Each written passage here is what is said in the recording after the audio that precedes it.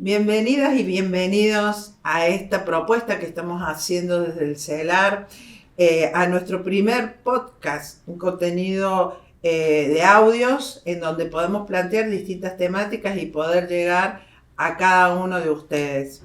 En este primera propuesta estamos hablando sobre violencia y malestar social, y para eso contamos con especialistas sobre el tema. Una de ellas es la licenciada Damaris Foresi, nuestro acompañante de siempre, el licenciado Guillermo Pereira, y en lo técnico con Julián Videla, en donde, nos vamos a acercar de esta manera a través de nuestra página del CELAR, a través de nuestro canal de YouTube, para que puedan hacer propuestas. La idea es que construyamos juntos esta propuesta comunicacional en donde lleguemos a cada uno, como les decía al principio, y que podamos avanzar en poder discutir sobre lo que nos pasa a diario.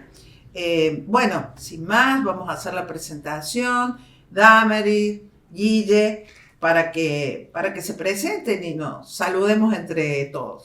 Hola, profe Hilda, ¿cómo le va? Le digo cariñosamente profe Hilda porque la verdad que estar entre compañeros, entre compañeras es muy grato, y sobre todo pudiendo desarrollar una propuesta radial, poder seguir ampliando el espectro de las posibilidades que tenemos a través de la tecnología, de las redes, de conectarnos, de llegar a todo el territorio de la provincia, y sobre todo de poder abordar distintas temáticas para que los y las docentes también puedan ser parte. La idea de este proyecto radial es poder generar un ida y vuelta. Ojalá que el canal de YouTube sea el lugar más propicio para que a través de la interacción y de los comentarios no solo puedan dar su pensar a través de los temas que planteemos, sino también proponer temáticas. En este caso, como bien decía usted, hablar sobre la violencia, el malestar social, nos parecía importante como un punto de partida, sobre todo por los contextos en los que atraviesa nuestro país, que atraviesa nuestra provincia, que sabemos que hay malestares en la sociedad y que no solo tienen que ver con cuestiones económicas, sino también poder atravesarlo desde lo cultural, desde lo social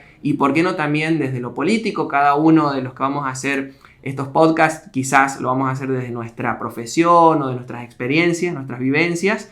En mi caso, siempre como politólogo trato de verlo desde lo político, pero también es grato contar con la presencia de otros expertos y expertas como Damaris, en este caso desde la psicología, porque obviamente es multidimensional el problema de la violencia, es multicausal, y también por qué no darnos el espacio para poder saber de dónde está la raíz. Quizás no vamos a encontrar la solución a todo, pero también ir siendo más propositivos sobre las cuestiones que nos atraviesan a diario. Así que, Damaris, también darte la bienvenida y darte la posibilidad de dejar tu saludo y también hacer una breve introducción al tema, así ya entramos de lleno. Bien, gracias Guille. Bueno, hola profe, hola a quienes nos están escuchando.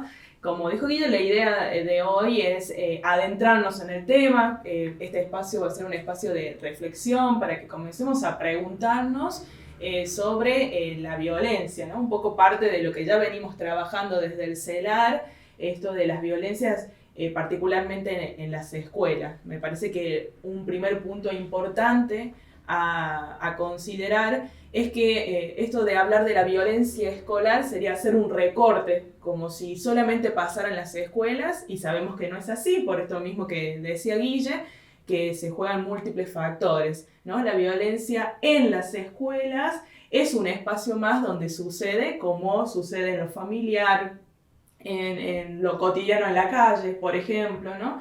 O también en las redes sociales, que es otro factor también importante de divulgación, o donde uno ve mucho acentuada la violencia. Lo que podemos ver es que hay múltiples escenarios y que además están amalgamados, como que no hubiera un espacio. O sea, no podemos hablar de violencia en la escuela, o violencia en la familia, o violencia en la política, sino más bien tenemos que tender un hilo conductor, porque muchas veces hay reflejos, y sobre todo cuando hablamos de la escuela en particular, donde tenemos estudiantes en todos niveles y modalidades que se están formando, y no solo en contenidos, digamos en aprendizajes de contenidos, sino más bien se están formando para la vida, también se están formando en principios y en valores. Entonces, las referencias que muchas veces adoptan las juventudes o las niñeces tienen que ver con los comportamientos de los adultos, de los más grandes. Y cuando vemos en la política, cuando vemos muchas veces en nuestros adultos, en nuestros referentes, pueden ser los docentes, puede ser en el club, puede ser en la casa inclusive, que el modo de hacer esas interrelaciones muchas veces legitiman actos violentos, que los actos pueden ser desde lo verbal, desde lo discursivo hasta lo físico. Evidentemente estamos frente a un problema social múltiple y que no puede ser analizado solo en un micro contexto, o sea, la violencia en la escuela. No podemos escindirla de lo que nos pasa como sociedad, ¿no? Exactamente, ¿no? Y pensar esto, que la escuela es un encuentro de sujetos que cada uno de ellos viene con una historia detrás, ¿no? Entonces hay un contexto familiar, hay un contexto social. Y en esto de que vos hablabas de los referentes, bueno, esos referentes también tienen una historia, ¿no? Porque muchas veces lo que se plantea es que hoy en día existe violencia que antes no había, ¿no? Como si la violencia fuese de nuestra época. Y la violencia en realidad tiene toda una historia, ¿no? Que tiene que ver con lo político, lo social, que fuimos atravesando como país a lo largo de todos estos años. Sí, y además es importante en esto del abordaje de las conceptualizaciones sobre la violencia, entender que a veces se legitiman estas prácticas, no solo producto de los referentes, sino también de quienes forman, digamos, el espacio de lo público, que es donde tenemos más acceso, ¿no? Los medios de comunicación tampoco están ajenos, y en esto que vos decías de cómo pareciera que es un problema de la actualidad, como si no hubiera habido violencia anteriormente, lo que sí podemos decir de la actualidad es que parecen que por tiempos o por cortes temporales afloraran con mayor profundidad esos discursos o esas prácticas. Porque es cierto que yo lo puedo notar, digo, basta con recorrer cualquier canal de televisión para ver cómo tanto los comunicadores como los referentes de la política hacen una confrontación que a veces agota lo diplomático o lo discursivo y se traslada hacia discursos más violentos. Eso me parece que lo que sucede ahora es que es más visible por los medios de comunicación, las redes sociales. Ahora se habla sobre violencia y se han comenzado a desnaturalizar ciertas formas de vincularse, de dirigirse, de tratarse, que antes estaban legitimados socialmente. Y además también generan ciertos roces. Lo que podemos observar si tuviéramos que hacer una transposición con lo que nos sucede en el sistema educativo, para abordar o para tratar de poner estos temas en cuestión, a veces se desarrollan ciertas políticas públicas que tienden a abordar esta problemática, como por ejemplo la cuestión de lo normativo. Tener, por ejemplo, resoluciones, procedimientos, protocolos que abordan estas situaciones.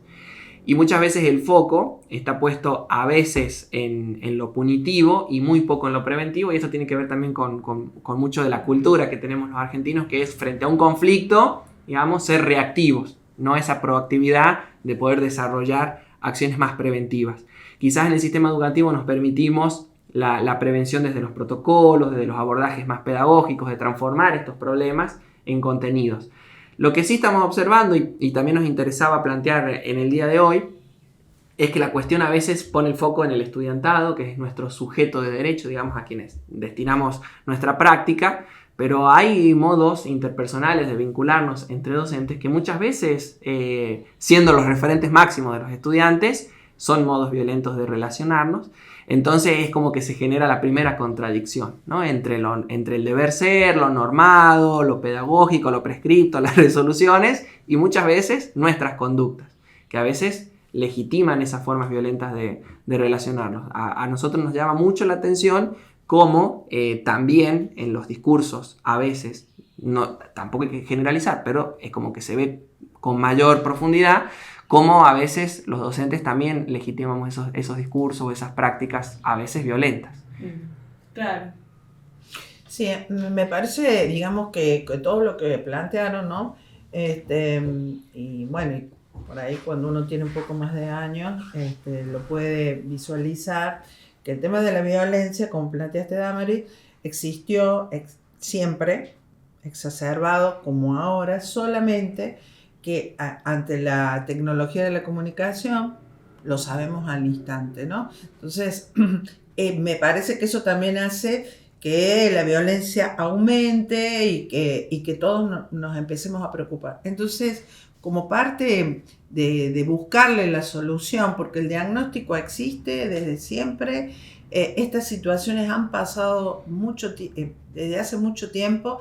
Creo que tenemos que pensar entre todos cómo vamos a trabajarla preventivamente, porque no es pero si no está lo punitivo, también que lo acompañe.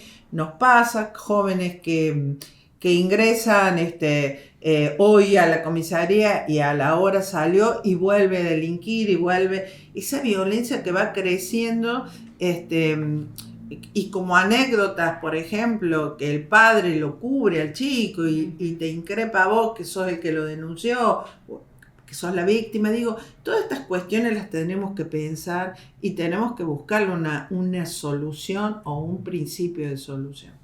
Trabajarlo preventivamente y ver también cómo lo acompañamos. Y para eso, además del diagnóstico, que creo que ya debe estar, avanzar en estas cuestiones que estoy planteando, también tiene que haber un presupuesto para eso. Porque las organizaciones o las instituciones que se tienen que encargar tienen que tener un presupuesto para avanzar en este sentido. Digo, porque si no nos vamos a quedar en el diagnóstico, que es importante, pero tiene que haber soluciones a esta cuestión, ¿no? Claro, algo se debe hacer ante esto que está sucediendo. Claro. No solamente con tus alumnos, con los niños y las niñas, no estamos hablando de eso, estamos hablando en general, porque yo puedo insultar y no tener no tengo ningún castigo, digo yo adulto, ¿no? No tengo ningún castigo, no tengo ninguna nada, ningún correctivo. Si no lo tengo yo en mi formación, tiene que ser externo. Algo tiene que hacer que esta sociedad se ordene. Y estamos hablando del país, pero concretamente en nuestra provincia. Digamos que el hecho último del domingo, jóvenes que invaden una fiesta infantil en un parque, que toda la comunidad que lo rodea lo vive en forma feliz, porque bueno, un baldío se convirtió en semejante parque, termina arruinando una jornada, ¿no?, de diversión por unas peleas entre ellos. Entonces digo, nos está pasando acá la vuelta, enseguida, ¿no? Claro. Ahí. Uno se pregunta quién regula esos Claro. comportamientos, Claro. ¿no? En esto de las figuras de referencia, ¿no? ¿Dónde están esos padres? Esto de la cuestión de la ley es necesario, ¿no? Es necesario que se pueda establecer algún correctivo ante esas situaciones. No es suficiente, porque si uno solamente corrige al otro a través de alguna sanción, pero la violencia tiene todo un trasfondo. Sí, y cuando hablamos de la formación de un sujeto, de una persona, de un niño, una niña, un adolescente, estamos hablando de un proceso de socialización. Y la sociedad es la responsable de ese proceso. Parece que hay ciertas cosas que por obvias no son discusión hoy en día, como por ejemplo la corresponsabilidad a la hora de formar una persona. Es decir, no es una responsabilidad exclusiva de la familia, aunque es el agente primario, sino también de la escuela, de la sociedad, de la comunidad, del centro vecinal, de la iglesia, donde fuera que desarrollamos estas relaciones interpersonales. En ese momento y frente a esa persona hay una responsabilidad que parece que como que se va dejando de lado y las familias cargan con toda esa responsabilidad. Y otra de las cuestiones respecto a lo que parece que no se discute es el hecho de la democracia. Porque este problema del malestar que atravesamos ahora es un problema de la democracia, y lo que está sucediendo con muchos discursos es creer que el problema es la democracia. Porque cuando afloran los discursos violentos, por lo general también afloran los autoritarismos, que son capaces de deslegitimar o socavar las instituciones de la democracia, que son las únicas capaces de generar las reglas, vos haces referencia a las leyes, las reglas mínimas de juego, de comportamiento, que generen un orden, digamos. Esas instituciones surgen sobre todo de lo político y de la política. Y además esos discursos en la actualidad vemos que son inclusive violentos contra la política, que es el mejor instrumento para plantear esa regla de juego. Es como una dicotomía que pareciera irreconciliable y que en definitiva es necesaria. Entonces también escuchamos discursos como la política como lo malo, la democracia como la imperfecta, las instituciones como las vetustas, y abandonamos esos lugares y esos espacios que son los que ordenan nuestra sociedad. O la libertad sin límite. El libertinaje. Claro. Sí. O sea, viste, decís, tengo que ser libre, nada me va a regular, cuando todos sabemos que te regula el otro, que tiene también sus propios derechos. O sea, esta cuestión está planteada y pegó muy fuerte en los jóvenes, sobre todo, bueno, y no tan jóvenes, pero que plantean: yo soy libre y hago lo que quiero, y si tengo ganas de llevarme por delante tal o cual cuestión, lo hago porque soy libre de hacerlo. Me parece que esta cuestión que estás planteando vos pega fuertemente, sobre todo en los jóvenes que están buscando tal vez algunas, bueno, discusiones políticas, discusiones de su propio futuro. Es complicado, ¿no? Sí, igual también nuestra tarea, que a veces no sé si es que la abandonamos o también pasa a ser parte de lo obvio, es que las libertades y sobre todo las constitucionales o los derechos constitucionales, porque se habla mucho de la Constitución en la actualidad como escudo, no son absolutos. La libertad de circulación, por ejemplo, la libertad de educación, de enseñar o de aprender, cualquier tipo de los derechos que se reconoce en la Constitución tienen un límite. Si la libertad de circulación fuera absoluta, yo podría andar con mi auto sobre las veredas. Claro. Entonces hay límites y hay que enseñarlos. Eso es una tarea pedagógica. Por eso hablo de la corresponsabilidad que tenemos frente a ese sujeto que se forma. Y muchas veces, si el discurso es mi libertad es total y me la están coartando, quienes están mamando esos mensajes son casualmente quienes se están socializando.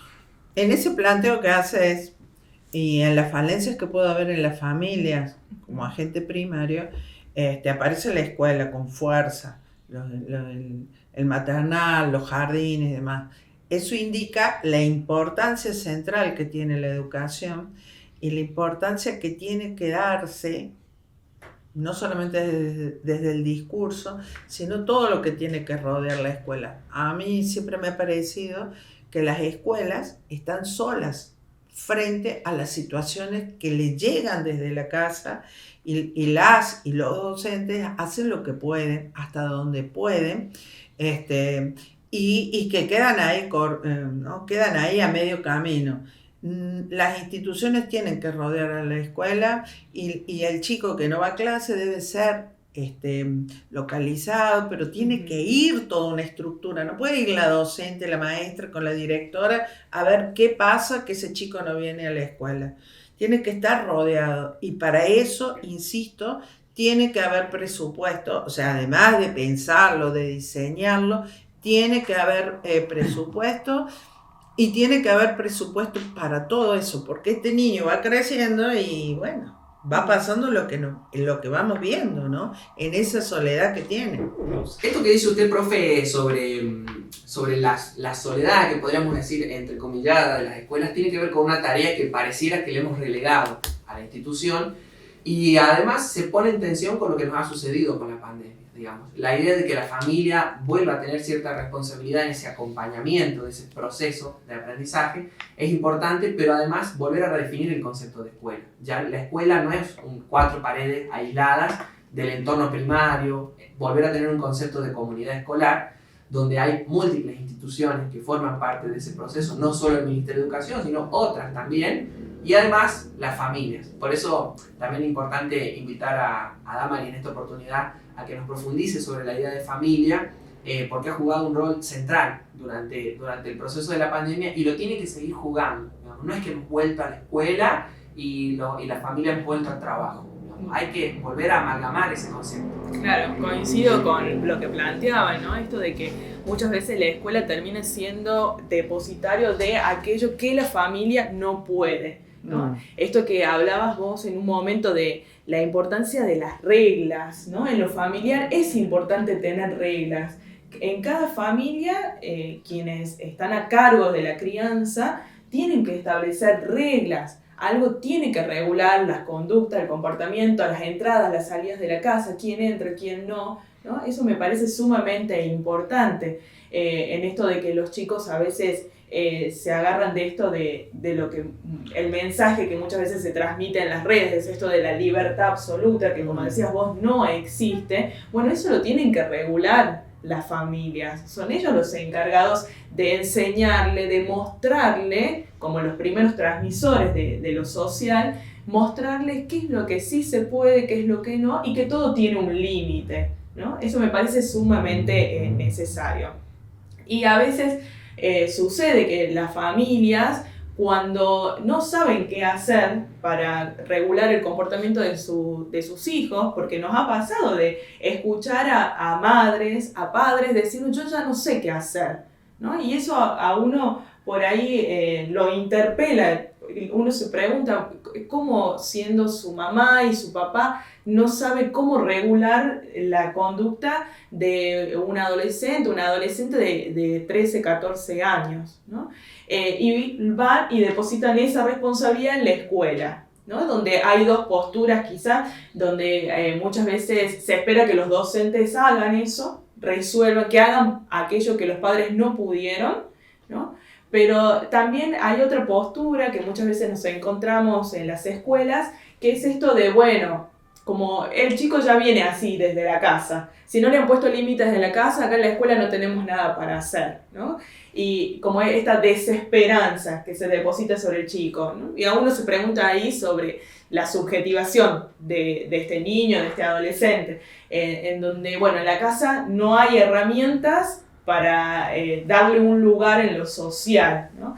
Y en la escuela se tiene que cubrir también esto, no caer en esa desesperanza de que nada se puede hacer, ¿no? En la escuela también hay reglas que pueden ser similares o no a las de la casa. Entonces es necesario hacerlo parte de este chico de que en la escuela no se hace esto, que capaz en la casa sí puede, porque hay padres que lo posibilitan, pero en la escuela esto no se hace.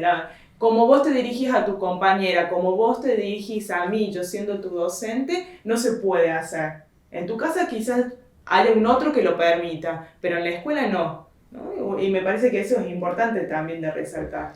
Y que además tenemos que darnos la oportunidad de convertir esos momentos en espacios de aprendizaje, porque a veces la mecánica de la planificación y de que yo tengo que cumplir con este contenido hace que esta desesperanza ni siquiera tenga lugar a la discusión.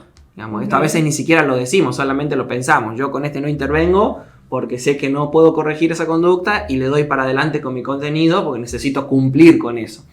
Entonces, lo importante es que podemos hacer una pausa, tenemos espacio en las escuelas para hacer esa necesaria pausa y poder plantear esta problemática que atraviesa, que puede atravesar mi aula, que puede atravesar la escuela, pero que atraviesa la vida de esta persona, de este niño, esta niña, este adolescente que se está formando y que necesita de nosotros y que tenemos en alguna medida cierta responsabilidad, no solo con el contenido, con lo que dice el manual, sino también, insistimos en esto, en la formación de principios, de valores, de comportamientos, de conductas que son determinantes. Esa persona no solo se está formando, sino que el día de mañana va a ser padre, va a ser madre y va a ser un replicador de las conductas. Claro, ¿no? Los docentes no solo enseñan, como decís vos, a través de los contenidos pedagógicos, sino también a través de los modos, ¿no? Por eso es importante llamarnos a la reflexión de cuáles son nuestras conductas, nuestros modos de dirigirnos, de vincularnos, ¿no? Y también pensar un poco en las reglas institucionales, cuáles son aquellas